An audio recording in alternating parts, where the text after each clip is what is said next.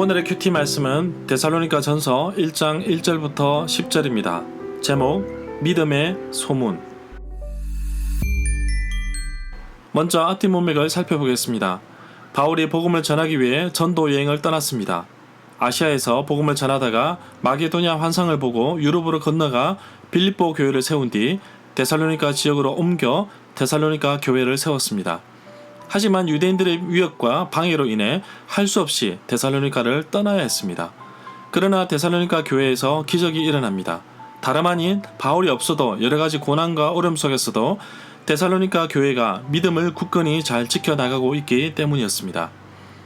바울이 고린도 전서에서 사용하였던 믿음, 소망, 사랑의 이야기를 시작합니다.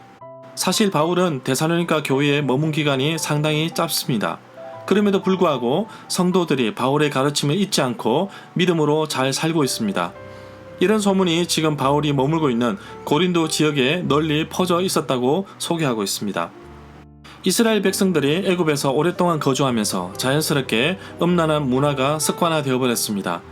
이들이 애굽에서 탈출하였지만 여전히 버리지 못하고 있습니다. 또한 가나안 땅에서 우상을 섬기며 타락한 음란한 문화들의 유혹을 이겨내야 합니다. 그래서 하나님께서 구체적으로 경계해야 할 대목을 알려주고 계십니다. 문단을 나눠보겠습니다. 1절은 문안인사, 2절부터 10절은 데살로니가인들의 믿음. 1절에 보면 이 서신에 발신자를 기록하고 있습니다. 바울과 실루아노와 디모데는 하나님 아버지와 주 예수 그리스도 안에 있는 데살로니가 사람들의 교회에 편지를 보냈습니다.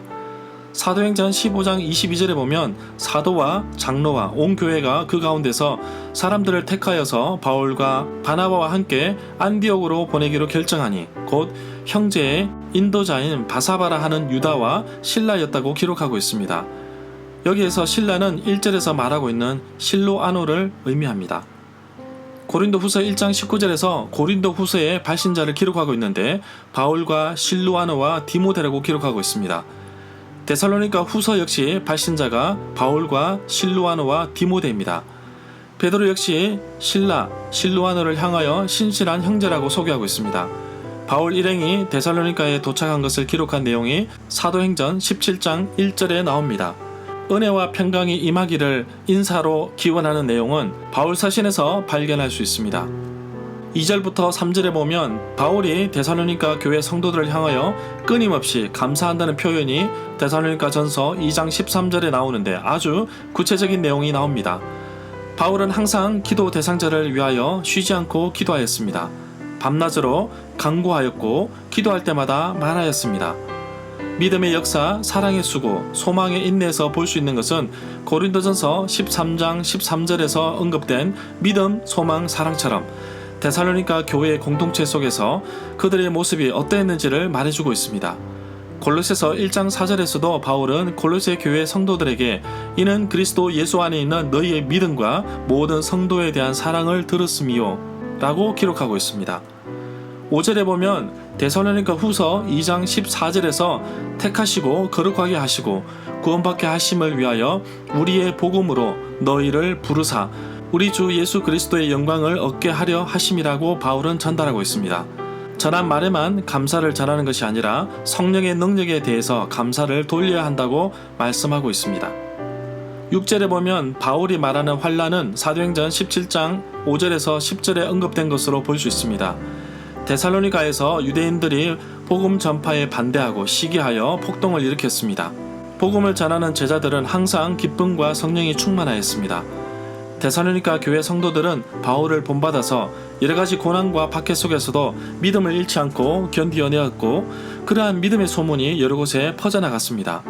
7절에 보면 데살로니가는 로마 제국의 영토에 속해 있는데 빌립보와 베레와 같은 도시들과 속해 있는 마게도냐 지역의 수도였습니다. 데살로니가의 남쪽에는 아가야가 위치해 있는데 아가야에는 고린도와 아덴 같은 도시들이 있습니다. 마게도니아와 아가야를 묶으면 오늘날 그리스 나라에 해당됩니다. 9절에 보면 바울은 데살로니가 전서 2장 1절에서 형제들아 우리가 너희 가운데 들어간 것이 헛되지 않은 줄 너희가 친히 아나니 라고 말하고 있습니다.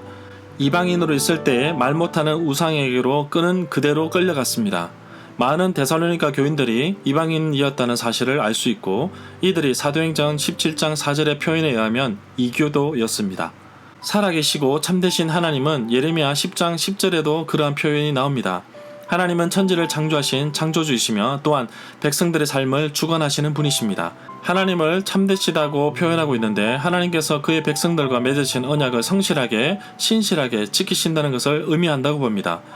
데살로니가 전서 5장 24절에 보면 너희를 부르시는 이는 미쁘시니 그가 또한 이루시리라고 말씀하고 있습니다.